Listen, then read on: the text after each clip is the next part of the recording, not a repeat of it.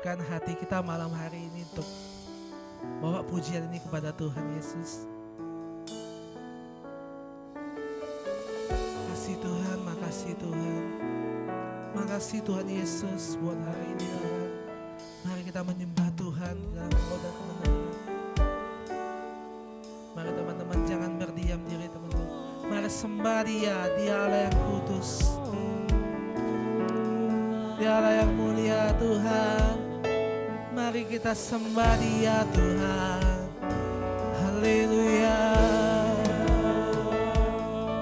Haleluya. Sembah Dia dalam roh dan kebenaran. Mari teman-teman. Mari sembah Dia, Dia Tuhan Allah kuasa. Haleluya. Haleluya. Mari sembah Dia Tuhan Allah yang perkasa.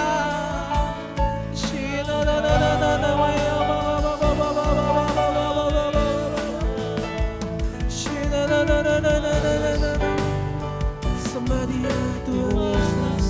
Terima kasih Tuhan. Terima kasih Tuhan. Kau Allah yang kuasa Tuhan.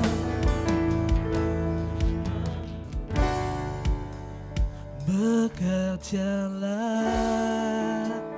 ya Roh Kudus, bertatalah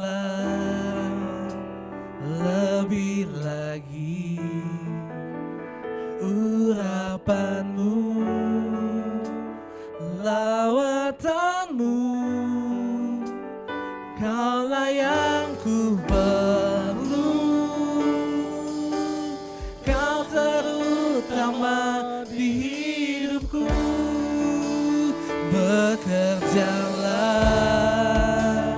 ya Roh Kudus, bertatalah lebih lagi urapanmu, lawatanmu Tuhan. Kaulah yang ku perlu. Kau terutama di hidupku. Mari teman-teman yang ada di rumah, mari kita puji Dia, sembah Dia malam hari ini Tuhan. Roh Kudus hadir di sini. Yes Tuhan. Pribadi yang menawan dan suci. Ku rindu mendekat, mengerti hatimu, berjalan dalam kehendak-Mu. Roh Kudus manis dan lembut, penolong yang sejati dan suci. Kami rindu Tuhan, kami rindu Tuhan. Mengerti hatimu, berjalan dalam kuasa-Mu. Bekerjalah ya Roh Kudus, bertatalah lebih lagi urapanmu, lawatanmu. Kaulah yang ku perlu. Kau terutama di hidupku. Kau terutama di hidup kami Tuhan.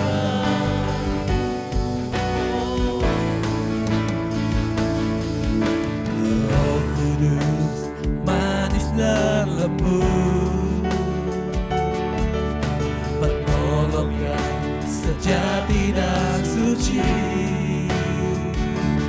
Ku rindu mendekat, mengerti hatimu, berjalan dalam kuasa-Mu. Bekerjalah Roh Kudus, ya Roh Kudus,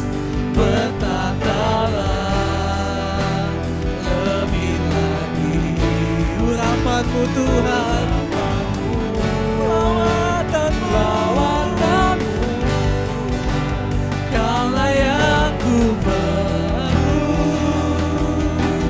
Kau terutama di hidupku. Bekerjalah ya Roh Kudus, bertatalah lebih lagi Yesus. Urapanmu Tuhan, lawatanmu, Kaulah yang ku perlu. Kau terutama di hidupku. Kami percaya Tuhan, Roh Kudus hadir di tempat ini, hadir memenuhi tempat ini. Kami percaya Roh Kudus hadir di tempat ini. Haleluya, haleluya, haleluya. Kami percaya Tuhan, Roh Kudus ada di tengah-tengah kalian. Roh Kudus ada di dimanapun kalian butuhkan. Kalian percaya pada Tuhan Yesus, percaya Dia ada bersamamu. Haleluya, haleluya, haleluya, haleluya. Roh Kudus mengalir di tempat ini. Kami percaya.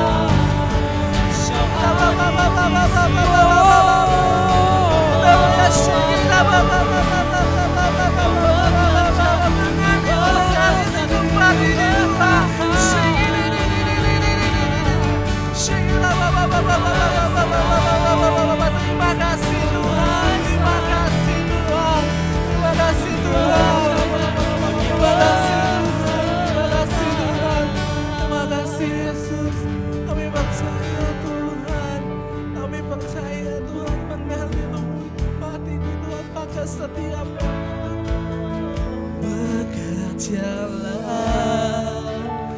ya Roh Kudus, bertatalah lebih lagi urapanmu, lawatanmu, Kaulah yang ku perlu. Kau terutama bekerjalah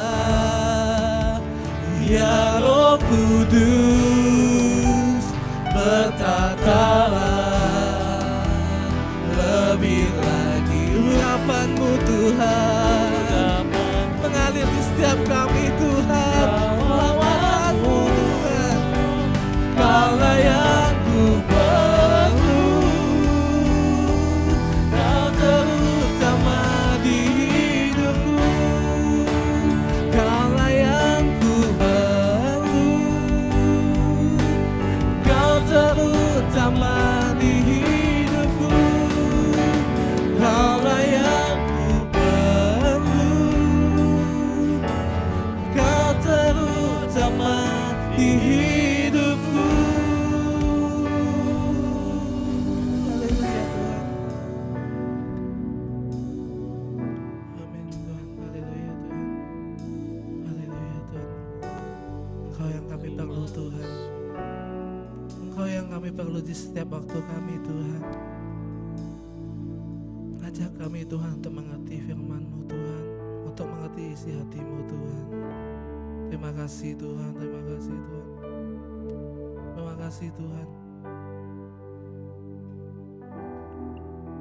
Terima kasih Tuhan.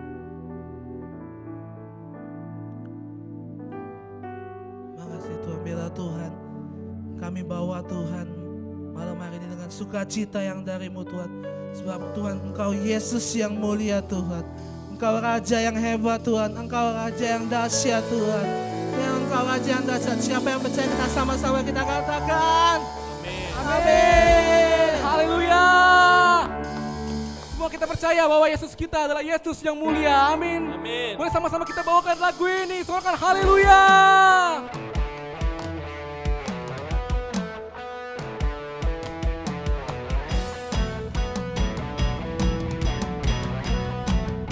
Say 1, 2, 3, go.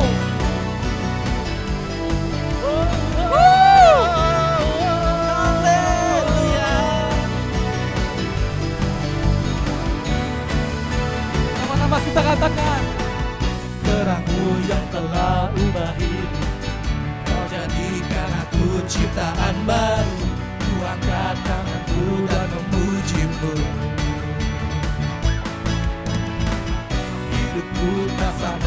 sejak kau ada, dan kini engkaulah pusat segalanya. Kasih-Mu kan selalu cukup bagiku. Keagungan-Mu, kerahsiaan-Mu terpancar dari indahnya dunia.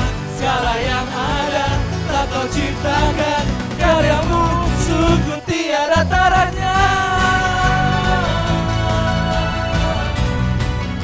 Sungguh tiada taranya.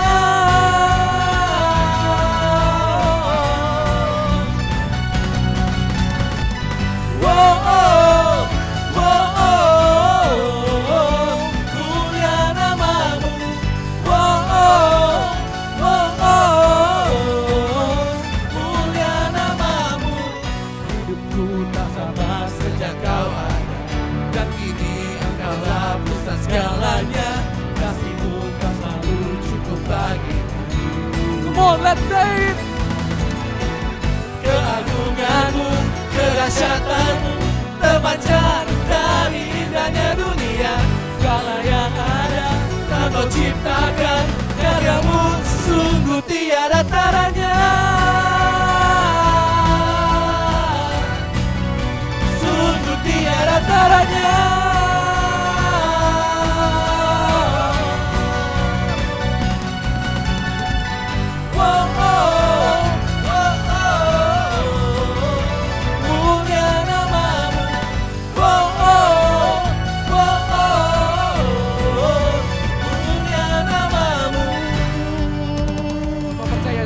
Yesus yang mulia, amin. Boleh sama-sama kita tepukkan tangan kita. Kita sorakan haleluya untuk Tuhan kita. Haleluya. Come on, let's sing it. To God be the glory for the things He has done. To God be the glory for the things He has done. Come on, one more time. To God be the glory for the He has done. Last one. God be the glory for the thing is done. Keagungan-Mu, kerahsiaan-Mu terpancar dari indahnya dunia. Segala yang akan Yesus mulia. Segala yang ada telah Kau ciptakan, karya-Mu sungguh tiada taranya. Kami nyatakan Yesus mulia. Oh, oh, oh, oh, mulia nama-Mu. Oh, oh, oh, oh, One more time. mulia nama-Mu. Oh, oh, oh, oh, mulia nama-Mu. Oh, oh, mulia nama-Mu.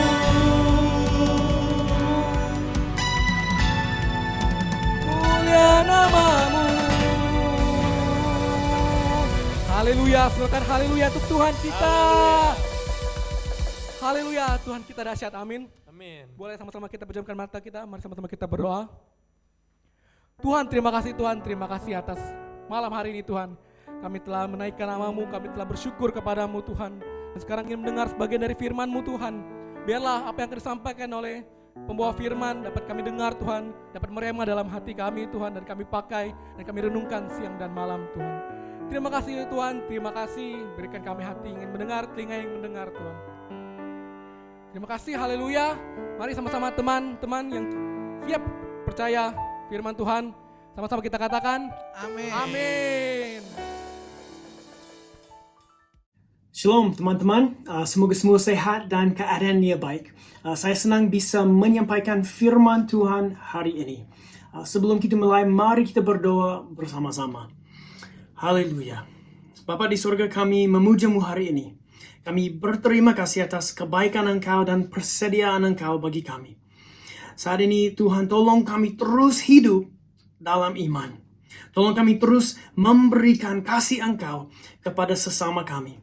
Saya berterima kasih atas kesempatan ini untuk membagikan firman Engkau lagi.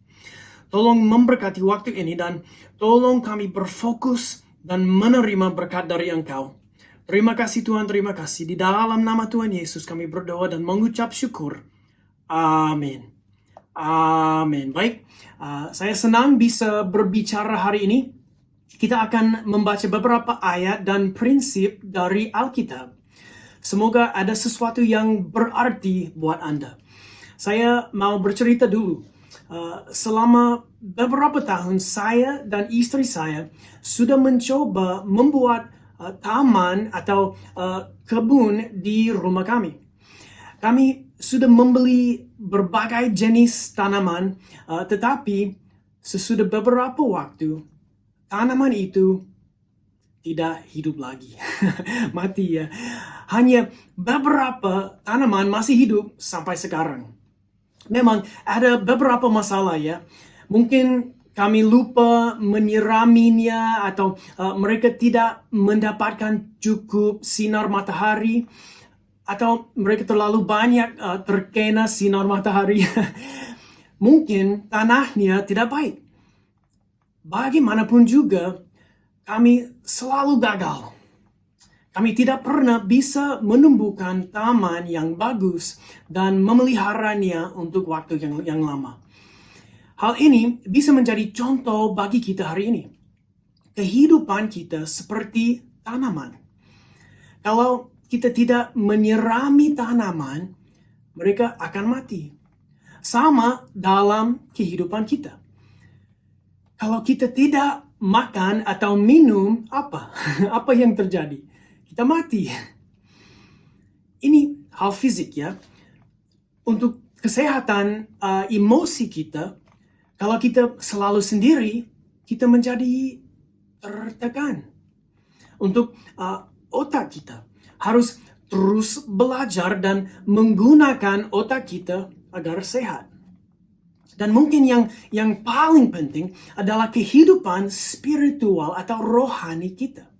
Kita harus meluangkan waktu untuk berdoa, mempelajari firman Tuhan, dan bergabung dengan komunitas orang percaya. Kalau kita tidak melakukannya, kehidupan rohani kita akan mati seperti tanaman disebut tadi. Saat ini, saya merasa takut atau khawatir karena di seluruh dunia kita sudah masuk ke zaman digital ya, zaman digital. Semuanya dalam proses menjadi digital.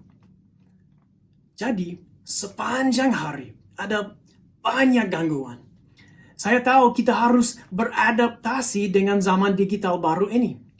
Tetapi saya merasa kita juga harus berhati-hati. Sangat mudah untuk mengabaikan kesehatan rohani atau emosi kita. Mungkin Anda sudah pernah mengalami saat Anda hanya menonton TV sepanjang hari. Jadi kemudian Anda merasa tidak enak sesudahnya. Mungkin Anda pernah mengalami waktu Anda terganggu oleh video game atau media sosial dan Anda lupa mengerjakan PR atau Anda tidak cukup belajar untuk ujian, ya, tidak baik. Sangat penting dalam kehidupan kita untuk memiliki fondasi yang dibangun di atas iman kita, bukan di atas hal-hal dunia ini. Kita bisa melihat perumpamaan dari Yesus dalam Injil. Yesus menceritakan perumpamaan tentang rumah yang dibangun di atas batu atau pasir.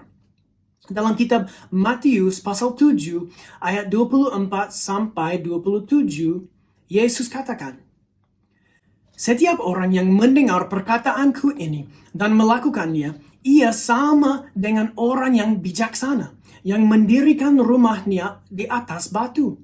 Kemudian turunlah hujan dan datanglah banjir. Lalu angin melanda rumah itu, tetapi rumah itu tidak rubuh sebab didirikan di atas batu.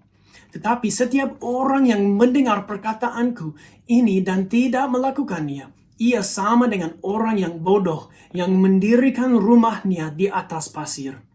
Kemudian turunlah hujan dan datanglah banjir. Lalu angin melanda rumah itu sehingga rubuhlah rumah itu dan hebatlah kerusakannya.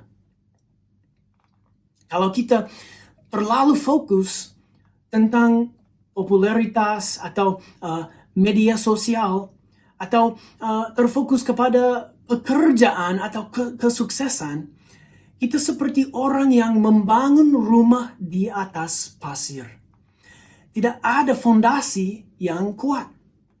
Kita harus membangun kehidupan kita di atas dasar iman kepada Yesus, supaya kita memiliki kehidupan rohani yang kuat. Tidak ada apapun di dunia yang penting kalau kehidupan rohani kita tidak teratur. Hari ini kita akan berbicara tentang bagaimana kita bisa membangun fondasi iman dalam kehidupan kita. Ada prinsip lagi dari Alkitab. Dalam kitab 1 Samuel pasal 16 ayat 7b. Bukan yang dilihat manusia yang dilihat Allah. Manusia melihat apa yang di depan mata, tetapi Tuhan melihat hati. Tuhan melihat hati.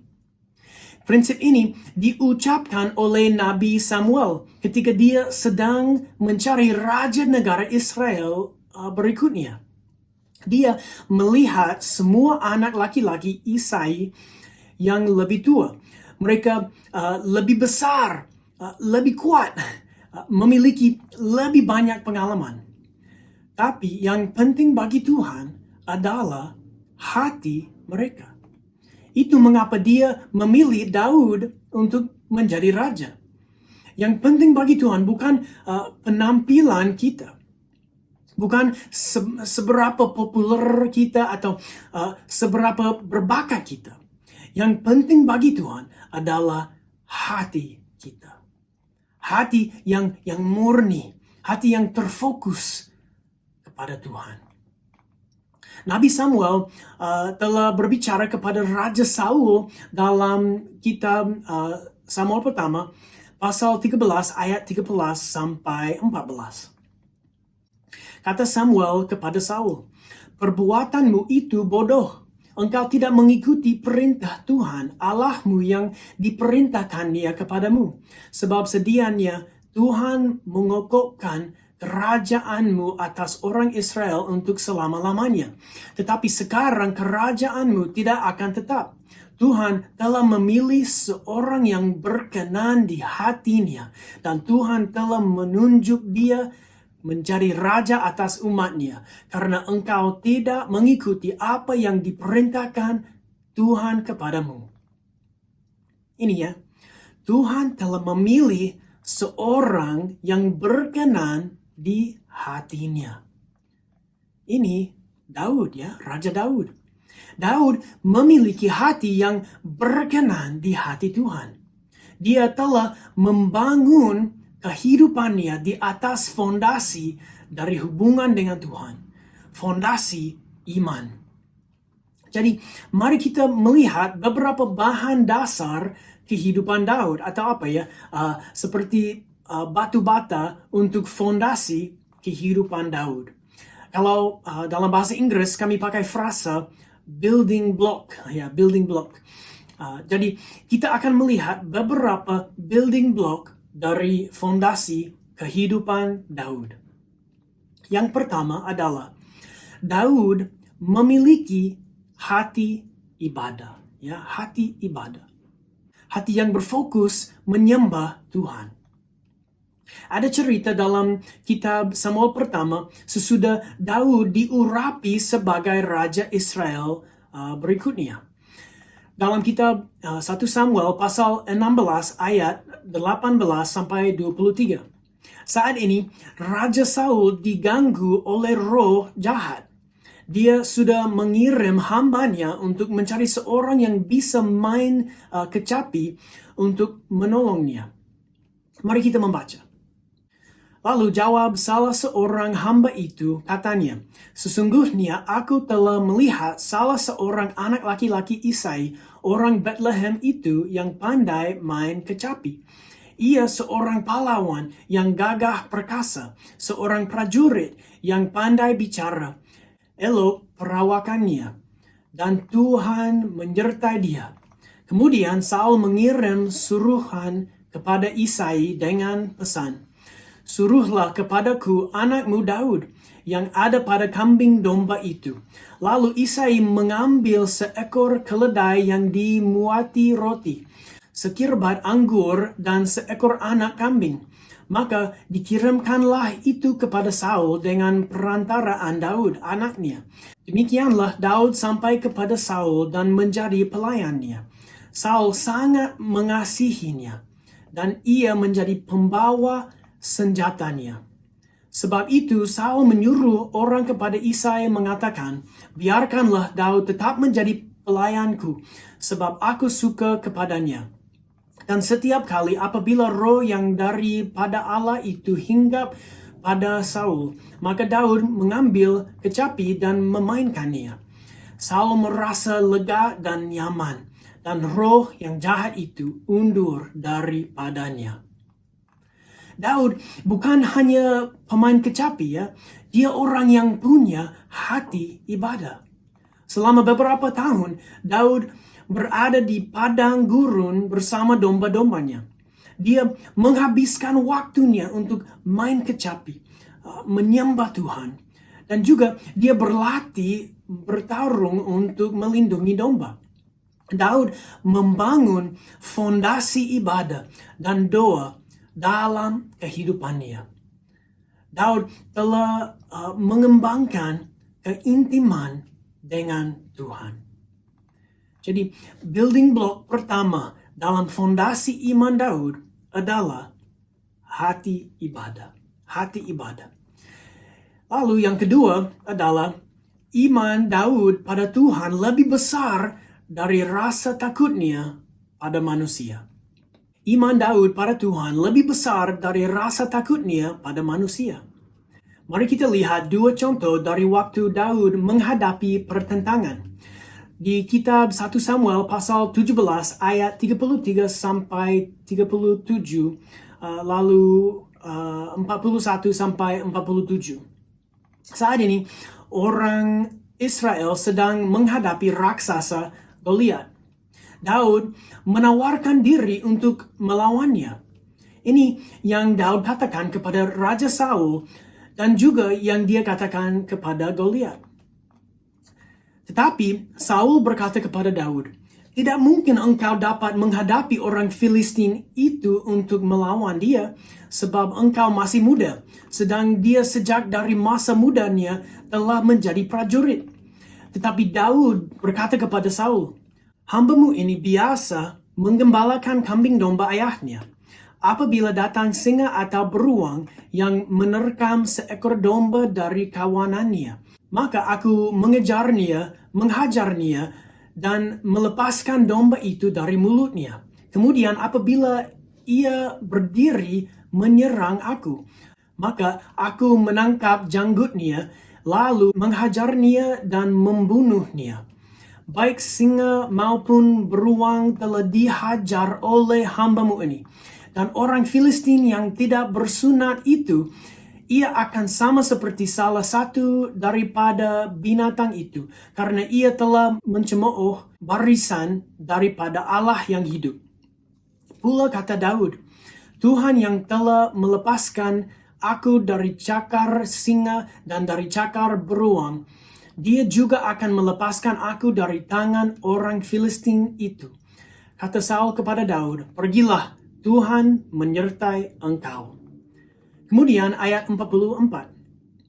Pula orang Filistin itu berkata kepada Daud, "Hadapilah aku, maka aku akan memberikan dagingmu kepada burung-burung di udara dan kepada binatang-binatang di padang." Tetapi Daud berkata kepada orang Filistin itu, Engkau mendatangi aku dengan pedang dan tombak dan lembing, tetapi aku mendatangi engkau dengan nama Tuhan semesta alam, Allah segala barisan Israel yang kau tantang itu. Hari ini juga Tuhan akan menyerahkan engkau ke dalam tanganku, dan aku akan mengalahkan engkau dan memenggal kepalaku dari tubuhmu. Hari ini juga aku akan memberikan mayatmu dan mayat tentara orang Filistin kepada burung-burung di udara dan kepada binatang-binatang liar, supaya seluruh bumi tahu bahwa Israel mempunyai Allah, dan supaya segenap jemaah ini tahu bahwa Tuhan menyelamatkan bukan dengan pedang dan bukan dengan lembing. Sebab di tangan Tuhanlah pertempuran, dan Ia pun menyerahkan kamu ke dalam tangan kami. Wah, Daud punya iman yang besar. Dia tidak mendengar saran dari manusia lebih dari panggilan Tuhan. Dia percaya kepada Tuhan. Kadang-kadang kita sangat terfokus pada apa yang orang lain pikirkan tentang kita. Kita sangat khawatir dengan popularitas di media sosial, walaupun kebanyakan media sosial adalah palsu. Orang-orang memposting hal-hal baik di media sosial, tetapi mereka menyembunyikan kisah nyata hidup mereka. Tuhan Yesus ingin kita hidup dengan pola pikir yang berbeda. Yesus katakan, tanda-tanda akan menyertai orang-orang yang percaya. Ini dari kitab Markus pasal 16 ayat 17. Jadi mukjizat akan terjadi kalau kita percaya. Sama seperti Daud, dia percaya dan dia membunuh raksasa itu. Saya lebih suka menjadi populer di surga daripada populer di dunia. Ini pola pikir berbeda ya. Saya lebih suka menjadi populer di surga daripada populer di dunia. Pola pikir berbeda. Jadi, building block pertama dalam fondasi iman Daud adalah hati ibadah. Yang kedua adalah iman pada Tuhan lebih besar dari rasa takut pada manusia.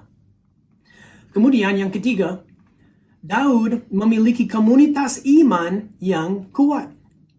Daud memiliki komunitas iman yang kuat. Ada beberapa contoh dalam Alkitab. Di 1 Samuel pasal 20 ayat 42. Daud telah diurapi sebagai raja berikutnya oleh Nabi Samuel. Dia sudah membunuh raksasa Goliat dan sudah harus lari dari Raja Saul beberapa kali. Tetapi Daud punya teman dekat, yaitu Yonatan. Sesungguhnya, kalau Daud dibunuh, Yonatan adalah pewaris takhta setelah ayahnya Saul. Akan tetapi, Yonatan menyelamatkan nyawa Daud berkali-kali dan menjadi sahabatnya. Ini pernyataan yang menegaskan persahabatan mereka. Dari 1 Samuel pasal 20 ayat 42. Kemudian berkatalah Yonatan kepada Daud, "Pergilah dengan selamat. Bukankah kita berdua telah bersumpah demi nama Tuhan? Demikian, Tuhan akan ada di antara aku dan engkau serta di antara keturunanku dan keturunanmu sampai selamanya."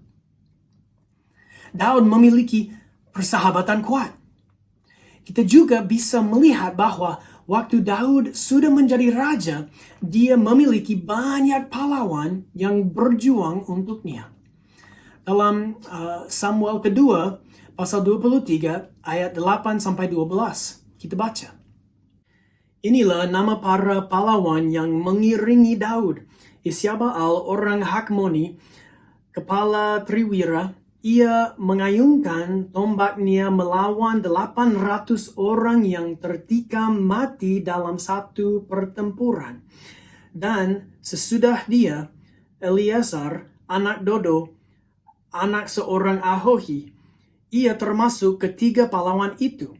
Ia ada bersama-sama Daud ketika mereka mengolok-olok orang Filistin yang telah berkumpul di sana untuk berperang, padahal orang-orang Israel telah mengundurkan diri.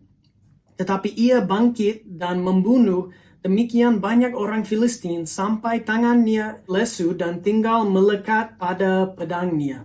Tuhan memberikan pada hari itu kemenangan yang besar. Rakyat datang kembali mengikuti dia hanya untuk merampas. Sesudah dia sama anak Age, orang Harari. Ketika orang Filistin berkumpul di Lehi, di sana ada sebidang tanah ladang penuh kacang merah. Dan tentara telah melarikan diri dari hadapan orang Filistin. Maka berdirilah ia di tengah-tengah ladang itu. Ia dapat mempertahankannya dan memukul kalah orang Filistin. Demikianlah diberikan Tuhan kemenangan yang besar. Daud menjadi raja yang agung, orang yang berkenan di hati Tuhan. Raja yang sangat sukses untuk umat Tuhan. Tetapi dia tidak menjadi seperti itu sendirian.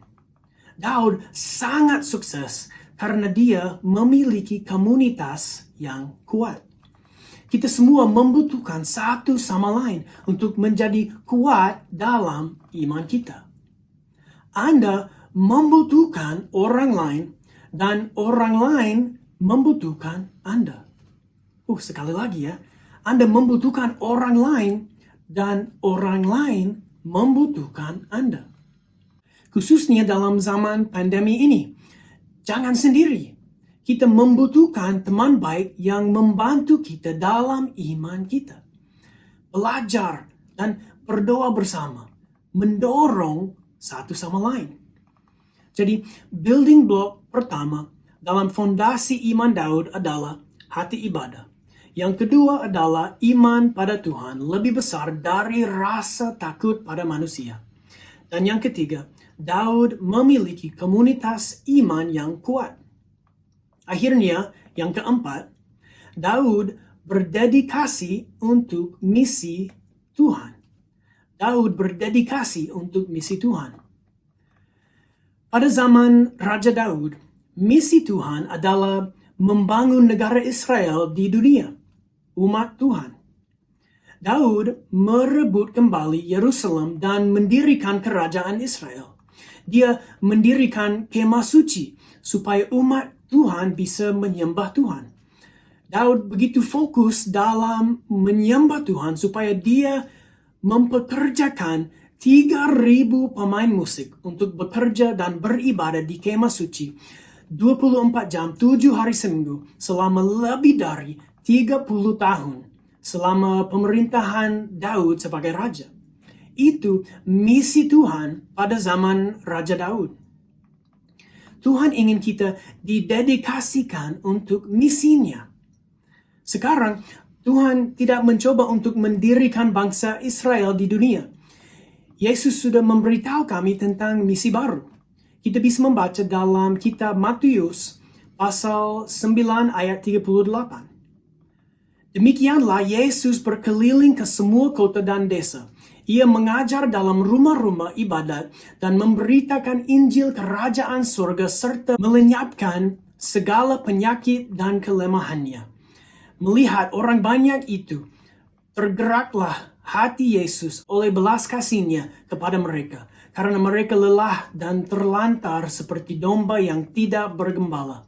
Maka katanya kepada murid-muridnya, tuaian memang banyak, tetapi pekerja sedikit. Karena itu, mintalah kepada Tuhan yang mempunyai tuaian, supaya ia mengirimkan pekerja-pekerja untuk tuaian itu. Kemudian, dalam Matius pasal 24 ayat 14, dan Injil kerajaan ini akan diberitakan di seluruh dunia menjadi kesaksian bagi semua bangsa. Sesudah itu barulah tiba kesudahannya. Ini misi Tuhan. Saat ini, misi Tuhan adalah memberitahu semua orang tentang Yesus. Semua bangsa, semua suku. Ada banyak suku terbaikan di Sumsel ya. Kebutuhan besar, tapi pekerja sedikit. Mari kita dedikasikan diri kita pada misi Tuhan. Kita bisa membantu memenuhi misi Tuhan di dunia. Wow ya, kita sendiri bisa membantu memenuhi misi Tuhan di dunia. Di Sumsel ya. Kalau kita berfokus pada misi Tuhan, hati kita tetap berkenan di hati Tuhan. Jadi kesimpulan, building block pertama dalam fondasi iman Daud adalah hati ibadah. Yang kedua adalah iman pada Tuhan lebih besar dari rasa takut pada manusia. Yang ketiga, Daud memiliki komunitas iman yang kuat. Lalu yang keempat, Daud berdedikasi untuk misi Tuhan. Waktu saya masih muda, sekitar 15 tahun lalu, saya merasa seperti saya tidak tahu bagaimana cara berdoa. Pada suatu hari saya berbicara dengan seorang teman yang lebih tua dari saya, seperti seorang mentor ya. Saya bertanya kepadanya, bagaimana cara berdoa? Bagaimana saya bisa belajar berdoa? Dia tidak memberi saya jawaban atau beberapa langkah untuk berdoa lebih baik. Dia mengundang saya untuk bergabung dengannya dalam doa. Jadi kami akan bertemu dan berdoa bersama. Dia tidak hanya memberitahu saya bagaimana cara berdoa, dia menunjukkan kepada saya bagaimana berdoa dengan berdoa bersama ya. Tidak hanya itu, saya belajar bagaimana menginjili orang lain. Saya belajar bagaimana berfokus pada misi Tuhan dalam kehidupan saya. Ada prinsip ini dalam kitab 1 Korintus pasal 11 ayat 1. Paulus menulis frase ini untuk umat gereja di Korintus. Ikutlah teladan saya, seperti saya pun mengikuti teladan Kristus.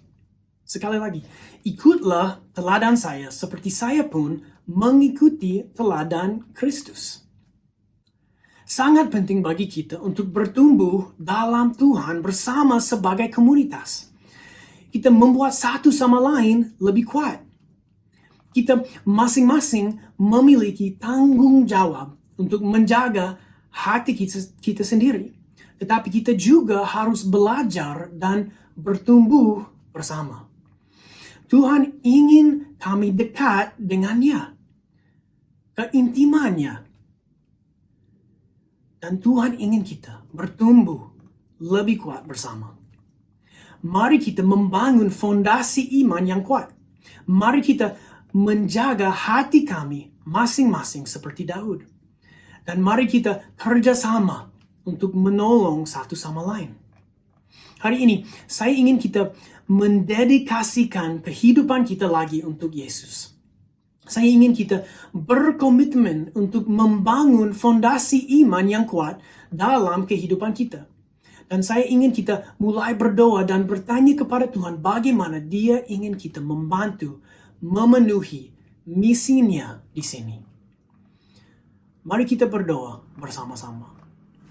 Haleluya. Terima kasih Tuhan, terima kasih. Bapa di surga, kami bersyukur kepada Engkau atas semua berkat Engkau. Tuhan, pada zaman new normal ini, ada yang mengalami kesulitan. Ada yang merasa sendirian. Hari ini Tuhan, tolong mendorong mereka. Tolong kirim bagi mereka seorang teman yang bisa menolong mereka terus bertumbuh dalam Engkau. Tolong kami menjaga hati kami supaya kami bisa keintiman sama Engkau. Tolong kami membangun fondasi iman yang kuat dalam kehidupan kami. Oh, terima kasih Tuhan, terima kasih. Hari ini saya mau berdoa untuk saudara-saudara saya di sini. Tolong berkati mereka. Tolong berkati keluarga mereka. Tolong lindungi mereka setiap hari ya Tuhan. Tolong sembuhkan mereka yang sakit ya Tuhan. Tolong berikan bagi mereka yang memiliki kebutuhan Bapa. Haleluya, haleluya. Terima kasih Tuhan, terima kasih. Kami memuja-Mu hari ini ya Tuhan. Di dalam nama Tuhan Yesus kami berdoa dan mengucap syukur. Amin. Amin. Terima kasih dan Tuhan Yesus memberkati.